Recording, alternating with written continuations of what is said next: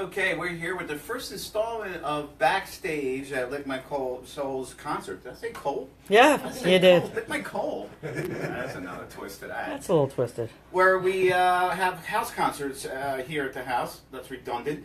But the reason why we do this is we all love live performances. It could be theater, it could be music, it could be puppets. We just really enjoy it.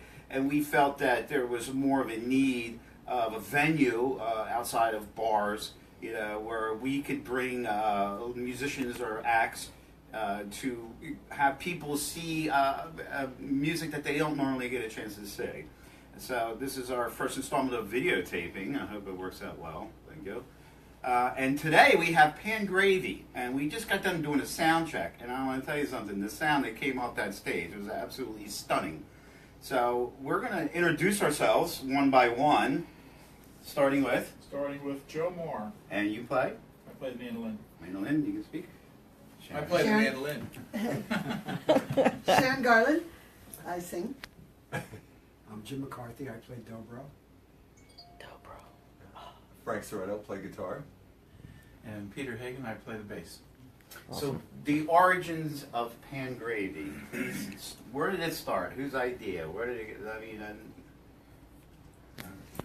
Pan Gravy, this is an ongoing thing.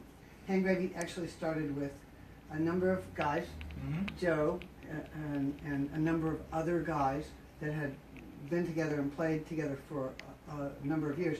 And I came out to sing with them, and we started doing a lot of that. And we weren't taking gigs at all. We were just learning songs and having fun and getting together. Awesome. And we, sadly enough, we lost one of those members. It was a tragic loss. And we had to get together that next week just because we didn't know what to do with ourselves. And we were grief-stricken. We got together, and he did most of the singing. I was just kind of throwing some backgrounds in. And they kept shoving songs at me, saying, "Can you sing this one? Can you sing that one? Can you sing this one? Can you sing that one?" And so we started taking some gigs. And then a couple of people fell away, and it became a trio. And it was myself and Bill Miller and Joe Moore. We were a trio.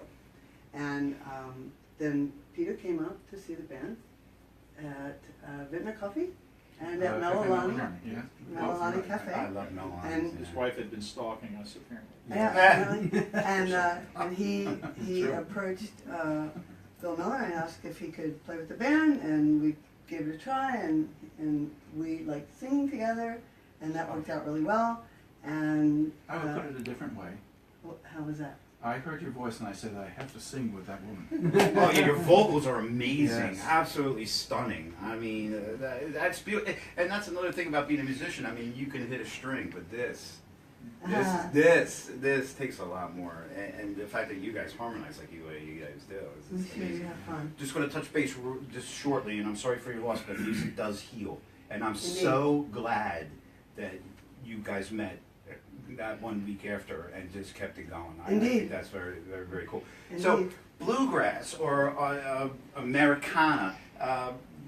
You're in South Jersey. I mean, is it tough? I mean, that's we're surrounded by like metal bands and guys up there screaming and doing tongues and craziness.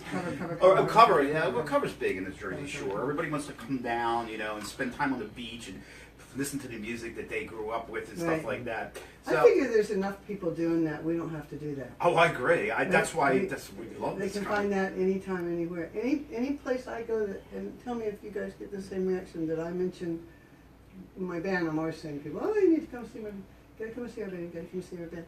Any place that I go and mention the band, and they say, "What kind of music do you play?" and I tell them that same thing: bluegrass, newgrass, folk, Americana. They always, hands down, always say, "Oh, I love that kind of music," and I never get to hear it. So I figure we're on the right track. That's great. And something, it's musicians like you that keep these kind of genres going on, and we support it immensely. That's one of the reasons why we do this, is give people some kind of venue where they can come and experience, number one, bands they don't normally see, or even genres that they're not even familiar with. I will say today there will be people here that maybe have heard of bluegrass or Americana. I mean, because country music is totally blown out of proportion. Let's face it, that's just rock and roll anymore anyway. So that's why we do this, and we're so honored that you guys are here. Thanks for having me. So we were just talking earlier about music sales and albums. What was the last piece of music that you got? Any one of you ever bought? Bought. Oh, I buy everything Robert Plant puts out. Oh. I'll buy anything that Robert Plant puts out because I want it. I want it to be mine. I actually bought a CD not that long ago. A physical CD, an actual. Remember those? Yes. Yeah, I collect them. Yeah. But it was a throwback. I bought Hal Ketchum's Greatest Hits, and we're going to be doing a Hal Ketchum song. at some point. Fantastic. Yeah. I have a 27-year-old, 22-year-old. I maybe think my 27 actually bought music. I can tell you right now, my 22-year-old has never purchased a piece of music. And Shane, have you ever bought music? Yeah. You did? What was the last thing you bought? I don't know, I was like 5, I bought some kind of TV show soundtrack. So yeah, It was a CD though. it was, there you go. That's awesome. Yeah, the music business is so. I'm so happy the internet happened because the album companies were just totally controlling what we could hear. I mean, it wasn't for the internet. I mean, who would see a 5-year-old playing drums or a 4-year-old going on a guitar? You know, I mean, we weren't even exposed to that. But what has happened is. It's just awash with all these musical acts, and don't get me wrong, talented musical acts. I just like to see that your genre survives and keeps on going, and thank you guys for keeping that moving on. So you got a gig in Longport coming up too, don't you? We do with our old friend George from Melilani Cafe.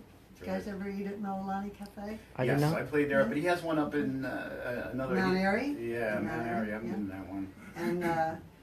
And now he's in the Longport Seaview condominium, That's awesome. Cool. and his mom and dad are in there, and they have that cafe. So they just wanted to try some live music there. So we're going to be poolside, which is oceanfront, and it'll be fun. Yeah, That will that's be fun. That's Yeah, that'll awesome. be fun. We're gonna definitely. So, if you had a choice, and you can answer individually or as a group, if you had the ultimate venue in which you would love to play, I'm thinking August 11th. Oh. Let me clarify. so now I'm talking like something like the bar's real high. Let me clarify. We just found it. I think. We're going to play at, I haven't posted it yet, I need to make an ad. We're going to play at the distillery, Little Water Distillery in Yes. Atlantic Atlantic City. City, yeah. So that's It's a favorite for other Right. reasons. Are they paying you in? Best venue. Are they paying you in libations? Somebody's really excited over there. I had a group play there, and it was fantastic. That's awesome, man. They seem like wonderful people. Yes, that's a good venue. That's very cool, and we will keep a watch on that, and they will definitely post on Facebook. Yes. You guys I'll got a get that Facebook out. page? Yeah, I'll get that out. Okay, and let's do that. So we're gonna wrap it up here, and we got pan gravy going on at 4.